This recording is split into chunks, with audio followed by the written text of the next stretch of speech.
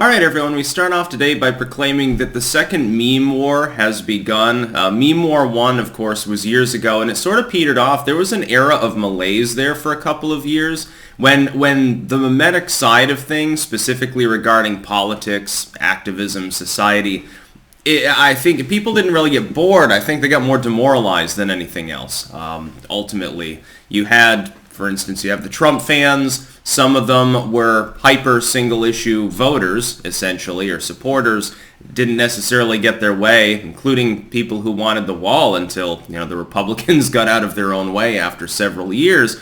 And so I think there was a bit of malaise. Even now, there are people that are gung-ho for the memetic side of things, but they've become like black-pilled, essentially. They're no longer really with it when it comes to the meme thing. But I see it coming back in a huge way. Right now you see maybe instead of the more positive side of it with like Keck and Pepe, very, very happy-go-lucky, number one, and also technically positive propaganda, number two, was generally in support of something.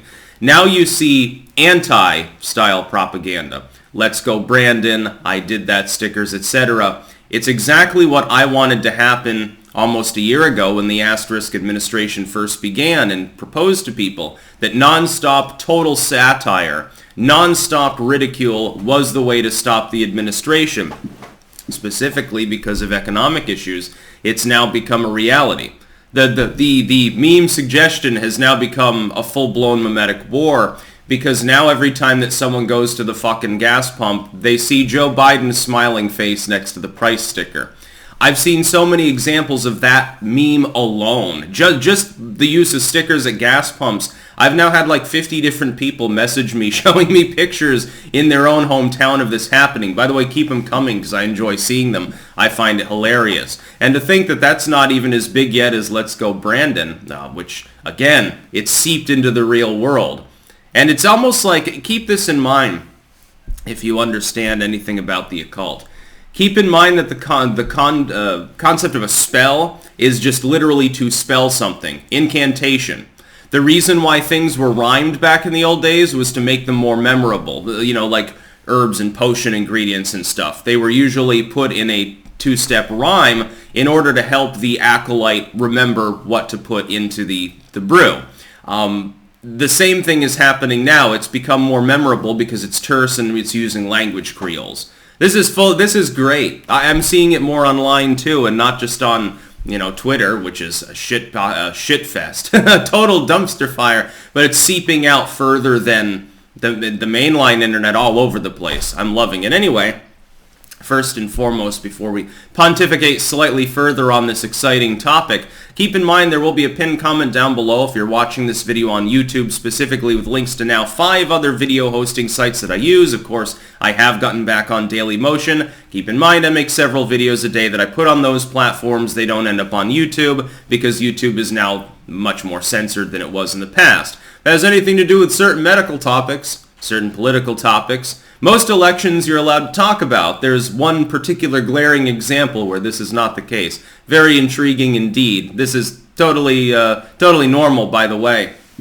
And anyway, hashtag Let's Go Brandon, because I'm seeing it seems a lot like the era of 2013 or 14. You could start seeing, even before Trump gets into the race in 2016, and technically 2015 the year. About a year before that, you could sort of feel things shifting. There was a sense of malaise.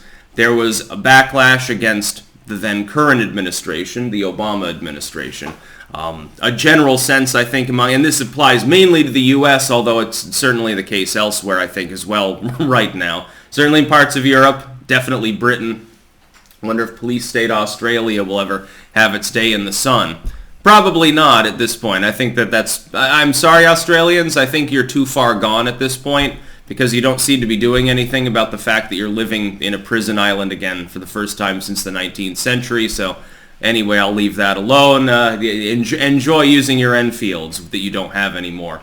I would say this. You could feel before that election began in full swing that there was almost an occult energy. I think I had made a video about it on the topic at the time, and that was before the election. It was sort of an undescribable feeling, if that makes any sense, just sort of a general sense that something is shifting. And of course, the paradigm begins shifting around that time, politically speaking. It's still shifting, the energy's still there, but for a couple of years, people got really black-pilled. Even for the first, 6 months of this asterisk administration, people were like, well, there was a hangover. Well, Biden, honk, honk, of course, it won. It's clear America is doomed. We're going to fall into neo-globalistic slavery. Now, though, you see that people have really begun to push back against that in a way that they really haven't done since they minted Donald Trump as their president. That was the last time that kind of memetic action had happened. Now, I would say, this time around there's more reason to be optimistic, even more than in 2016. Then you got a president who generally opposed the globalist thing. But he didn't have Congress. He didn't have a purged Republican Party that had more populists and libertarians in it.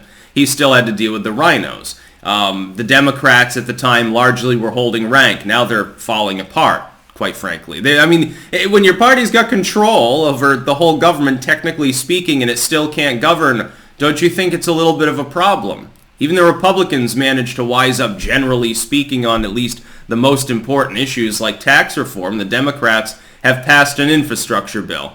It's infrastructure week, says Joe Biden as he goes to an old bridge in New Hampshire to talk to 24 people. There's more security there than anything else.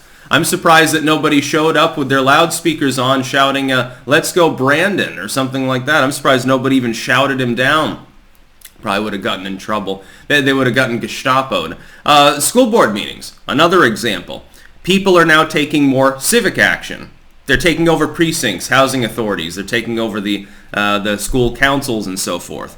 This is what needed to be done before and wasn't. It was neglected years ago. This time, I'm not so sure that it's being neglected. This time, you've got the real-world component, the civics and stuff knocking on doors, meshed with the memetic component, the political cartoons, the funny memes, the stickers and stuff, creating a much more potent attack on neoliberalism than you had before. I think they're terrified. I think there's a reason why the rhino cons like Liz Cheney also are constantly acting like they're terrified. They're afraid of losing their jobs in large numbers. They're afraid of Trump going Grover Cleveland or anointing someone to be the runner-up to Trump, probably a DeSantis or a Rand Paul. They're afraid of him. They're afraid because there are actually a handful of people involved with politics that are attempting to do what's right. Well, they're not supposed to do that. They're supposed to have a facade and pretend to do that, and then really behind closed doors take the sleazy backroom deals. And I don't mean, crack from Sleazy P. Martini. By the way, subscribe to him, manager of Guar, actually. Does a lot of live streams. I think this is the way to do it. Prepare the meme cannons and think of funny ways to ridicule the administration and everything associated with leftoidism. It's not hard. It's not difficult to ridicule critical race theory. It's not difficult to ridicule pronounerism. It's not difficult to find ways to mock and abuse these various ideas and ideologies because they lend themselves so easily to it. It's kind of like taking candy from a baby while snatching low-hanging fruit at the same time. But it is also hilarious, and it seems to be working. I believe, this is my belief, a tangible proportion of the support lost by Joe Biden isn't due to the inflated prices. It's due to people being constantly reminded that those inflated prices are his fault. And they're not getting it from the legacy media. If they're watching CNN, they're not being told, well, yeah, Joe Biden fundamentally is responsible for part of this price hike because of the lockdownerism that he promulgates and refuses to fight back against, causing shortages due to port closures. Well, they're not being reminded that on CNN, but they're being reminded every time they go to the gas pump. They're being reminded when they go to the store sometimes. When they go to the sporting event, they're hearing fuck Joe Biden under a language Creole setting. And I find this glorious. I find this wonderful. If this manages to keep up much longer, you shove him into lame duck territory. Keep in mind there are plenty of other leftoids to ridicule too, so don't let them all escape other than Joe. Creepy Joe. You've also got crazy Kamala, absentee father, booty judge.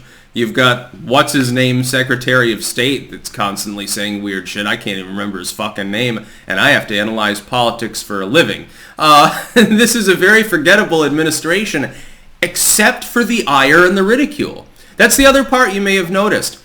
What do you know other than, hey, an infrastructure bill was passed? What do you know about the goings-on of the administration? Probably not that much. But you know the polling sucks, and you know he's constantly being laughed at. The funny side of it, the jokes, that's the administration. The administration literally is the joke because it's so dysfunctional. That's about all.